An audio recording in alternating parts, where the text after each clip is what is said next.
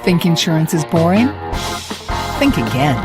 Many experts say that insurance is the most powerful industry on the planet. So join us and discover why the Quoters Cast is making insurance super cool.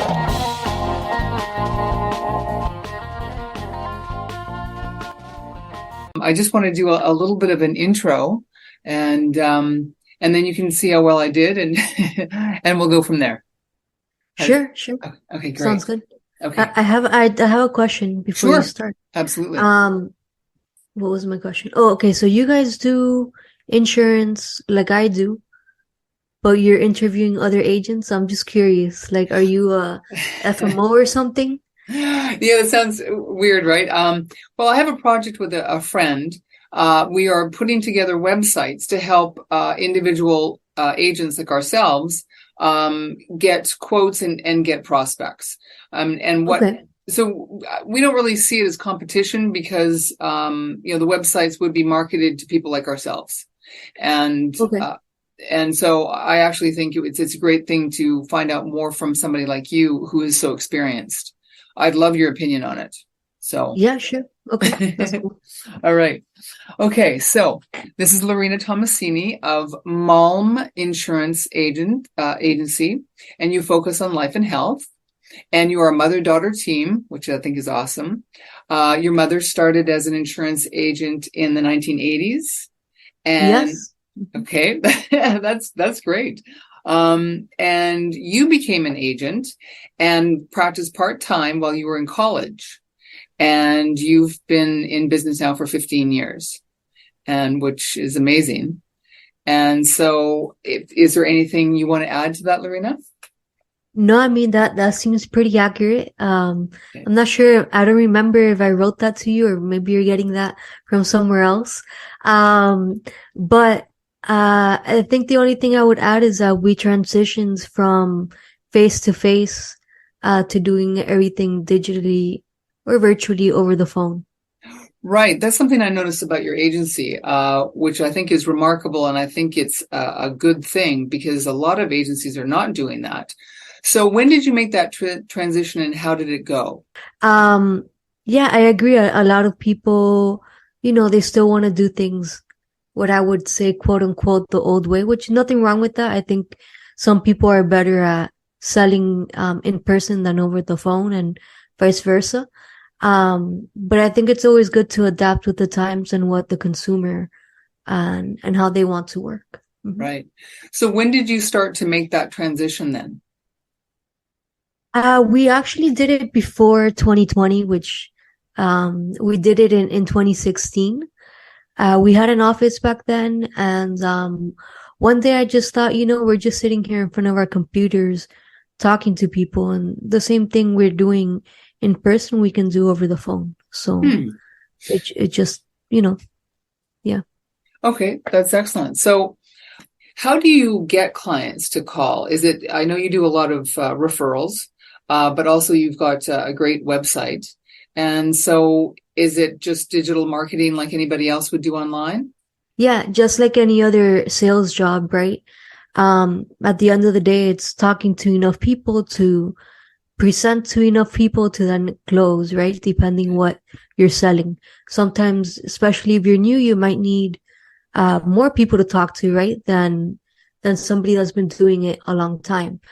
But like everything, I think people work with people they know, like, and trust, like they say. Mm-hmm. And, the best way to do that is referrals from your own clients or other professionals, like everything takes time, but eventually you'll have a good stream of people to talk to. Yes. With digital marketing, I know for any business online, it can be very challenging. Do you utilize a lot of social media, or do you pay a marketing company to help you with that, or how does that work for you? So I'm looking into delegating more this year.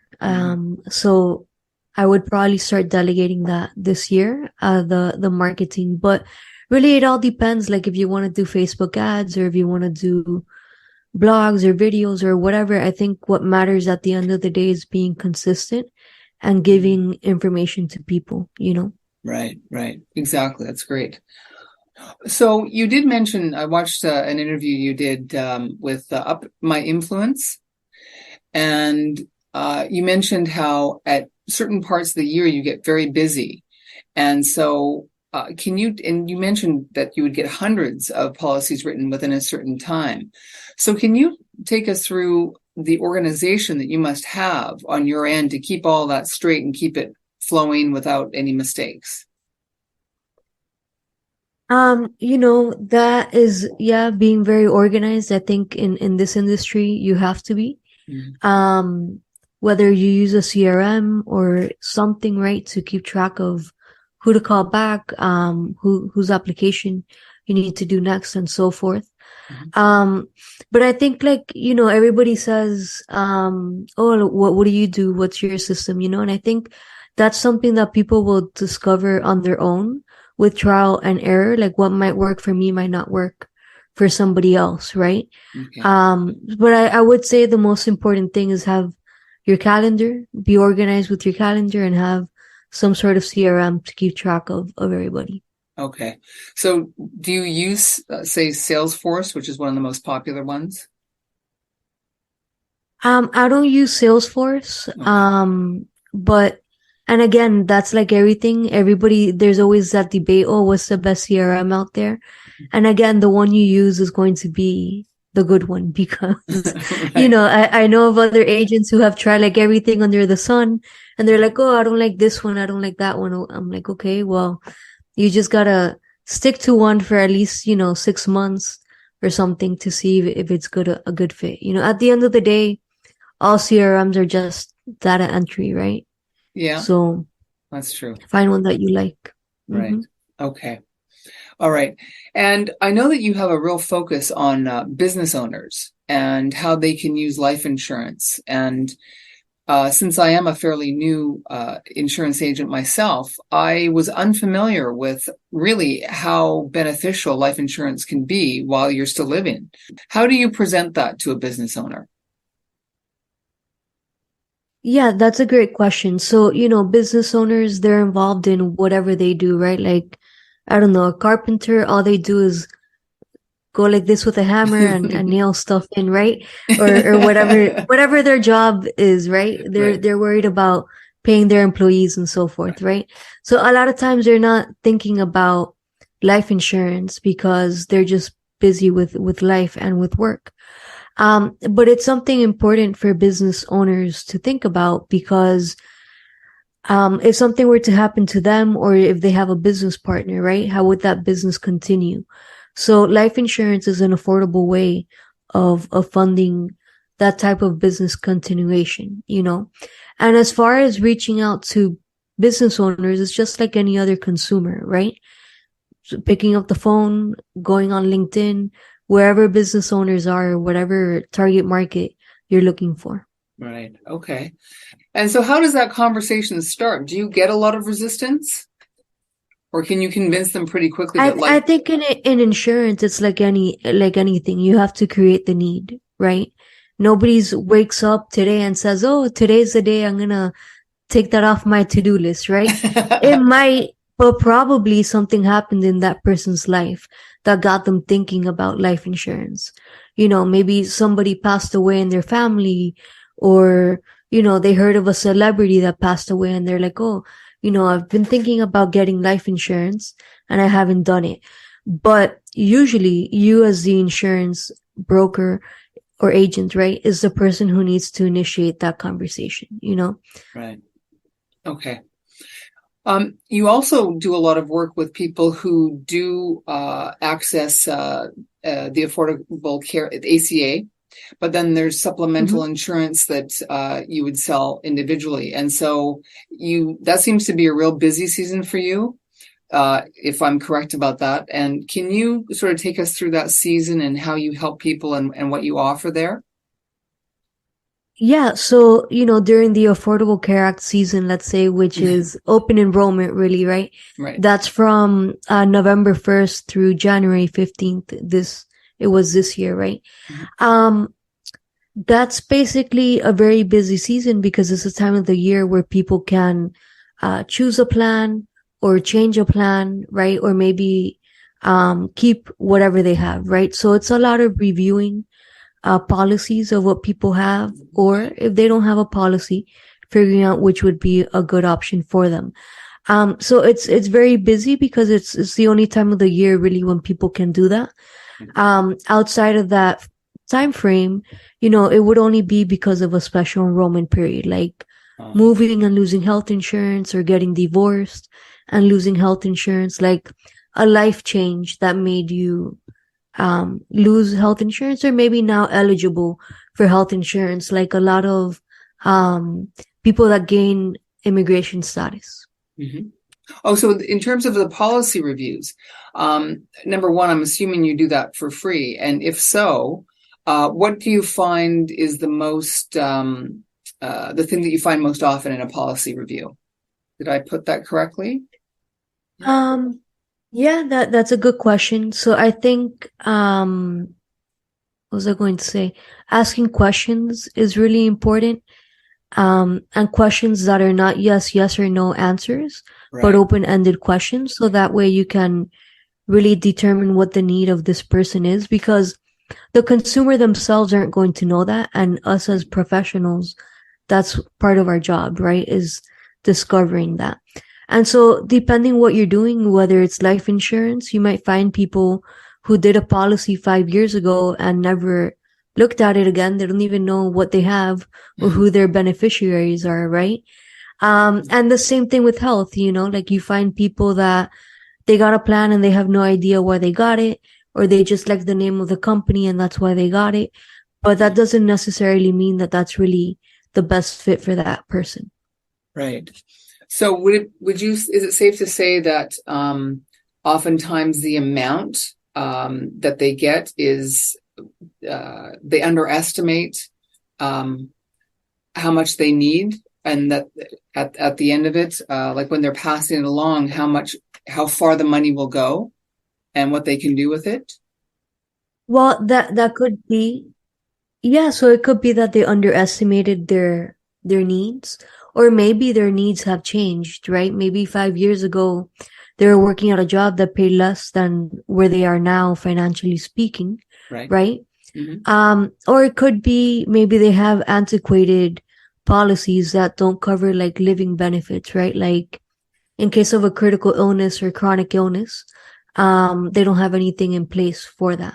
So, maybe it's time to review that.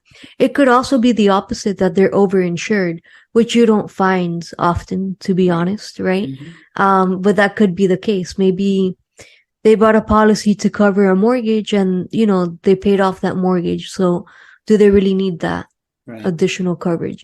I always say you always need money. One, with inflation, right? As we've seen.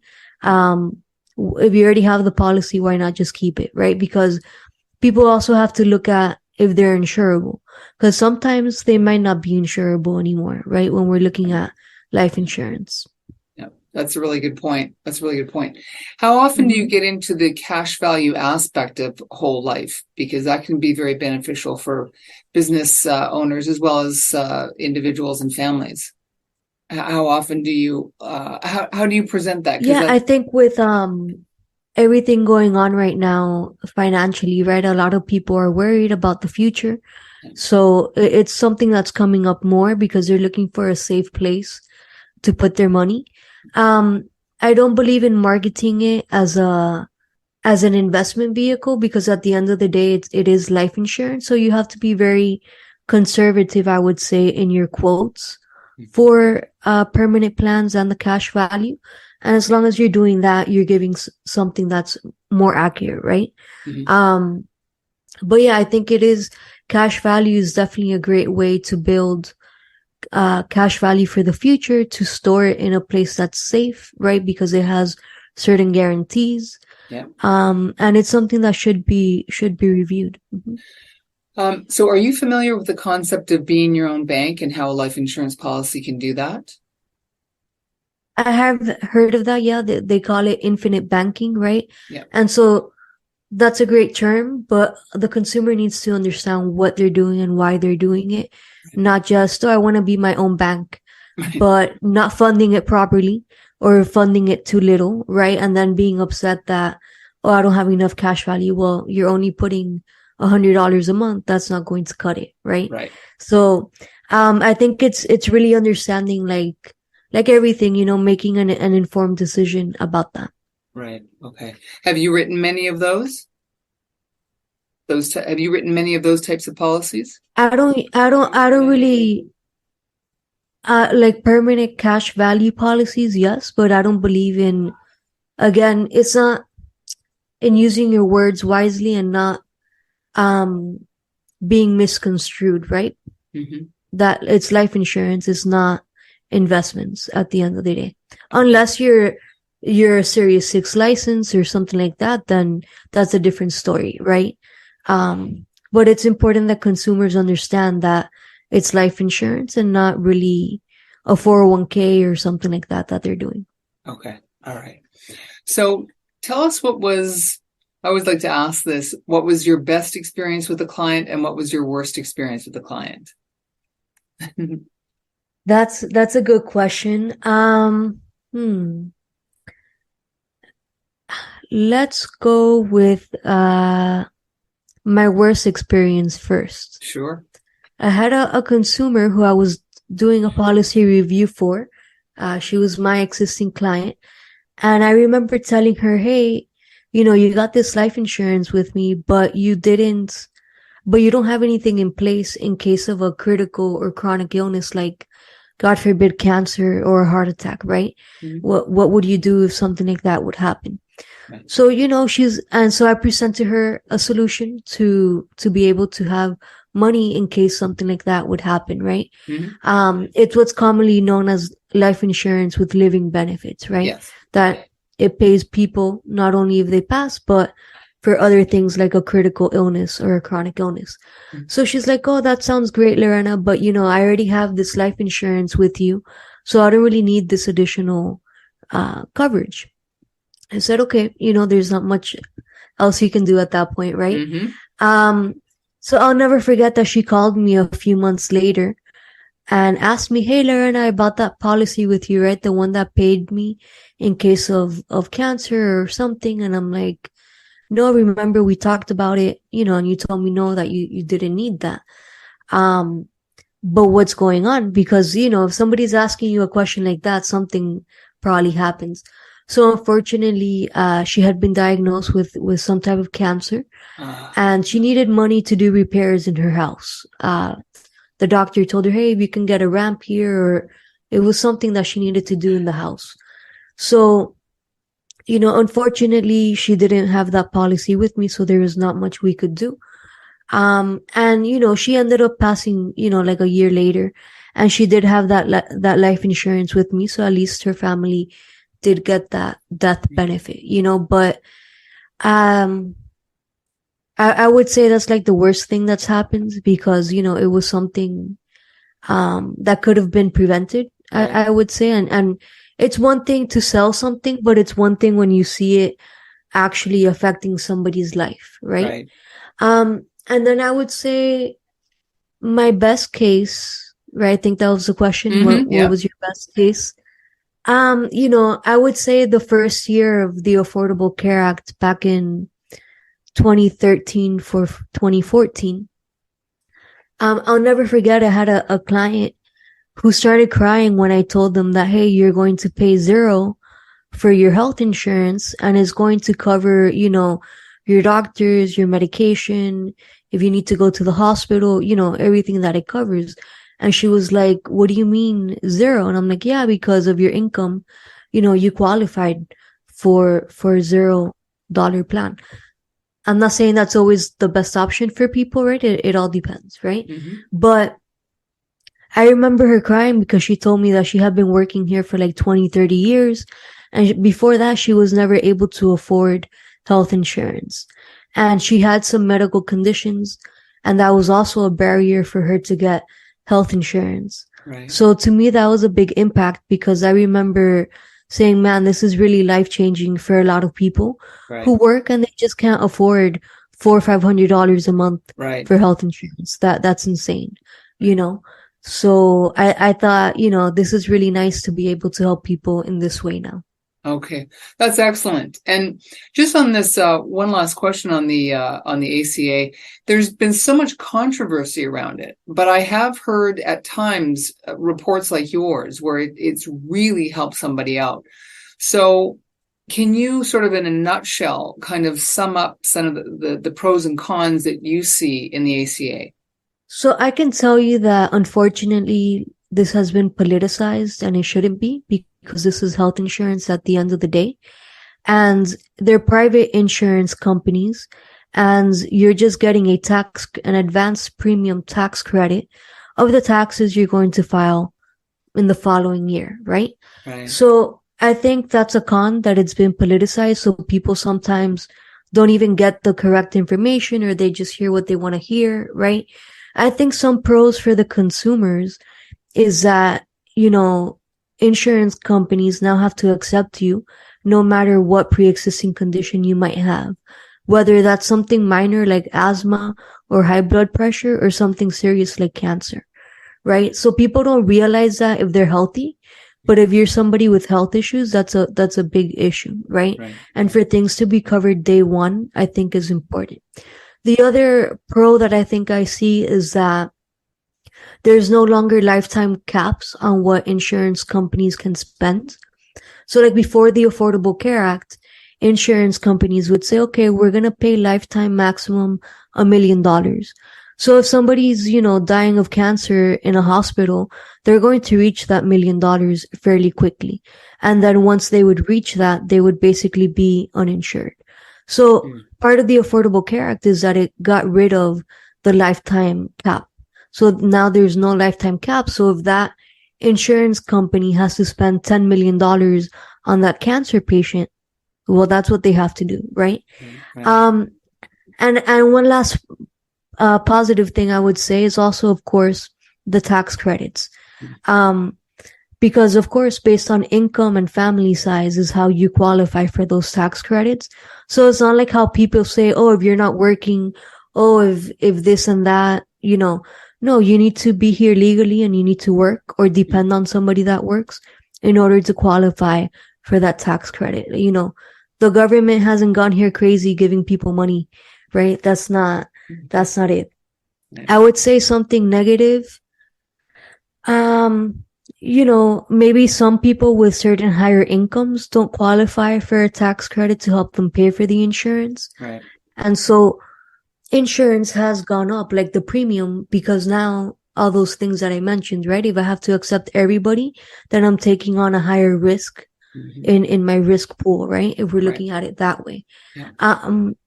But at the end of the day, also your insurance has to be less than I believe it's like 9.5 or 8.5% of your income.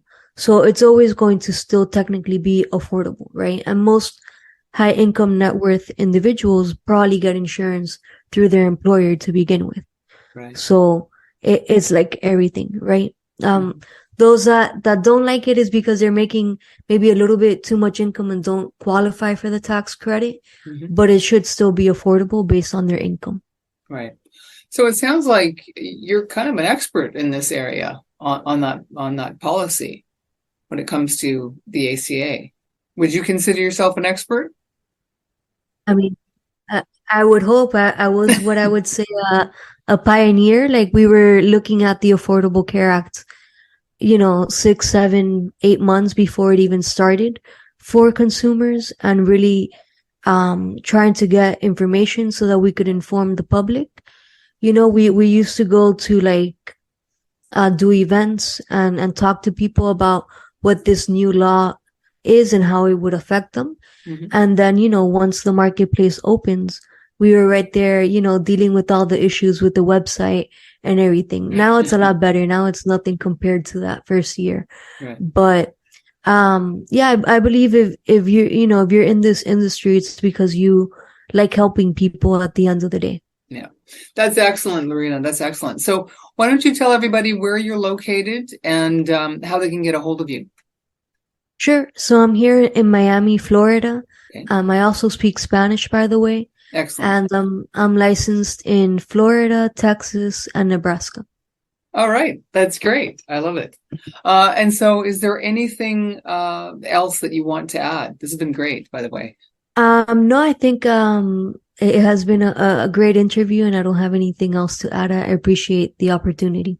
Oh, it's my pleasure. And thank you, Lorena. And I wish you continued success. Thank you so much.